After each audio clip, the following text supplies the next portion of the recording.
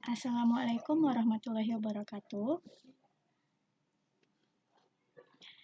Selamat pagi, selamat siang, selamat sore, dan selamat malam bagi Bapak dan Ibu guru hebat. Perkenalkan, nama saya Nur Farahana. Saya guru dari SMA Negeri 13 Pekanbaru. Akan melakukan aksi nyata yang berjudul Kurikulum Merdeka Belajar. Selamat menyaksikan.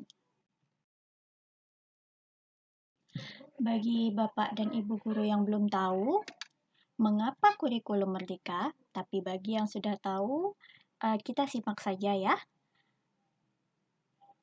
Saya akan menjelaskan lagi mengapa kurikulum merdeka. Karena siswa kita hidup di masa yang berbeda dengan apa yang kita alami dahulu.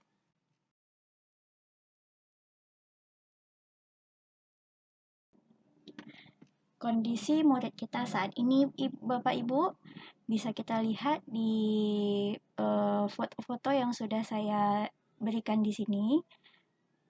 Dari generasi Z sampai generasi Alpha dekat dengan gadget dan aneka peralatan modern serta digital atau elektronik sulit dipisahkan dari media sosial. Bisa kita lihat kalau di kehidupan nyata itu kalau anak dan anak dan murid kita memainkan handphone dan kita mau ambil, pasti mereka akan berat sekali untuk memisahkan diri dari gadget atau alat elektronik tersebut.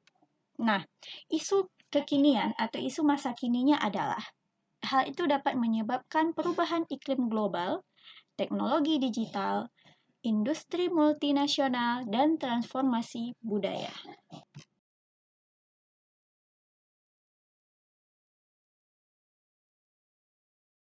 Dari kasus tersebut, akan timbul pertanyaan, apa yang dibutuhkan murid kita sekarang? Yang pertama, peran orang tua, masyarakat, dan sekolah sebagai pilar pendidikan. Kedua, merancang kurikulum sesuai dengan kebutuhan siswa. Ketiga, kurikulum yang menjawab dengan zaman. Di sini ada 4 komponen dalam kurikulum. Yang pertama tujuan, kedua konten, ketiga metode dan cara, dan terakhir evaluasi. Kemerdekaan murid dalam belajar adalah jantung pengembangan kurikulum. Fungsi kurikulum bagi guru adalah untuk memandu dalam proses belajar. Kita langsung saja masuk ke topik Merdeka Belajar. Yang pertama, pemahaman gagasan dan prinsip pendidikan berdasarkan pemikiran Ki Hajar Dewantara. Yang kedua, pemahaman untuk memfasilitasi siswa agar tumbuh dengan kodratnya. Dan ketiga, penerapan pembelajaran yang memerdekakan siswa. Bisa Bapak dan Ibu perhatikan bagan pada gambar. Di sini ada 5 modul Merdeka Belajar. Yang pertama, mengenali dan memahami diri sebagai pendidik. Yang kedua, mendidik dan mengajar. Yang ketiga, mendampingi murid dengan utuh dan menyeluruh. Keempat, mendidik dan melatih kecerdasan budi pekerti. Dan terakhir, pendidikan yang mengantarkan keselamatan dan kebahagiaan. Yang pertama, mengenali dan memahami diri sebagai pendidik. Apapun profesi kita telah menyadari kebutuhan untuk terus belajar secara mandiri. Demikian juga peran kita sebagai pendidik, di mana kita perlu terus belajar agar bisa mengantarkan siswa kita untuk berdaya dan menjadi manusia merdeka. Manusia merdeka adalah manusia yang hidupnya bersandar pada kekuatan sendiri, baik lahir maupun batin, tidak bergantung pada orang lain. Kita harus beradaptasi dengan perubahan yang ada, agar bisa menciptakan proses pembelajaran yang sesuai dengan kebutuhan siswa. Seperti yang diungkapkan oleh Ki Hajar Dewantara, jadikan setiap tempat sebagai sekolah dan jadikan setiap orang sebagai guru. Kedua, mendidik dan mengajar. Menurut Kamus Besar Bahasa Indonesia atau KBBI, kata mendidik berarti memelihara dan memberi latihan atau ajaran, tuntutan, dan pimpinan soal akhlak dan kecerdasan. Mengajar adalah kegiatan memberikan bimbingan kepada siswa untuk lebih baik dan tidak terpaku oleh penggolongan peserta didik. Pengajaran merupakan salah satu bagian dari pendidikan. Metode pengajaran di zaman kolonial yang menggunakan sistem pendidikan perintah dan sanksi, tanpa sadar telah masuk ke dalam cara guru mendidik siswanya. Sampai saat ini, praktik pengajaran tersebut masih berlangsung. Contohnya, siswa kita dihukum atau diberi sanksi berat karena tidak mengerjakan tugas. Fokus hanya pada orientasi kognitif saja, sehingga perkembangan kecakapan dan emosional siswa terabaikan. Yang ketiga, mendampingi murid dengan utuh dan menyeluruh. Menurut Ki Hajar Dewantara, segala perubahan yang terjadi pada murid dihubungkan dengan keadaan kodrat baik alam maupun zaman. Kodrat alam berkaitan dengan sifat dan bentuk lingkungan di mana mereka berada, sedangkan kodrat zaman berkaitan dengan isi dan irama yang bergerak dinamis sesuai dengan perkembangan zaman.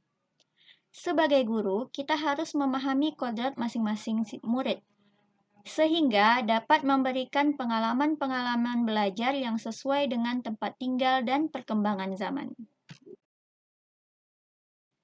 Mendidik dan melatih kecerdasan budi pekerti. Budi pekerti adalah perpaduan antara cipta dan rasa, sehingga menghasilkan karsa. Budi pekerti manusia dibagi menjadi dua, yaitu bagian biologis dan bagian intelligible. Rasa takut, malu, kecewa, iri, egois, dan segala perasaan manusia termasuk dalam bagian biologis yang tidak dapat berubah. Sedangkan yang termasuk bagian intelligible adalah kecakapan dan keterampilan pikiran untuk menyerap pengetahuan. Bagian intelligible yang berubah karena pengaruh keadaan, lingkungan, dan pendidikan. Pikiran murid yang tidak bergerak memunculkan rasa asli yang dimiliki sebagai penakut dan pemalu, sesuai dengan watak biologisnya yang tidak dapat berubah.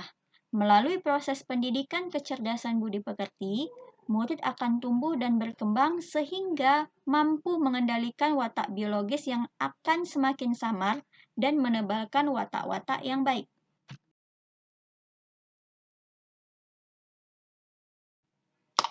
Kita masuk yang terakhir, yaitu pendidikan yang mengantarkan keselamatan dan kebahagiaan. Ki Hajar Dewantara mengajarkan sistem Among sebagai suatu metode pendidikan yang menekankan pada proses pembelajaran yang dikenal dengan ing ngarso sung tulodo, ing madya mangun karso, tut wuri handayani. Di depan memberikan teladan, di tengah membangun kekuatan dan terus berkarya, di belakang memberi dorongan. Pesan Ki Hajar Dewantara, tuntutlah murid sesuai zamannya. Sekarang guru tidak lagi menjadi satu-satunya sumber pengetahuan, tetapi guru berperan sebagai fasilitator pembelajaran. Peran guru adalah memfasilitasi dengan baik dan benar tentang bagaimana muridnya dapat membangun pemahaman dengan maksimal. Tugas guru adalah mengembangkan potensi yang dimiliki murid, yaitu kecerdasan rasa, karsa, cipta, dan karya, agar murid menjadi manusia seutuhnya.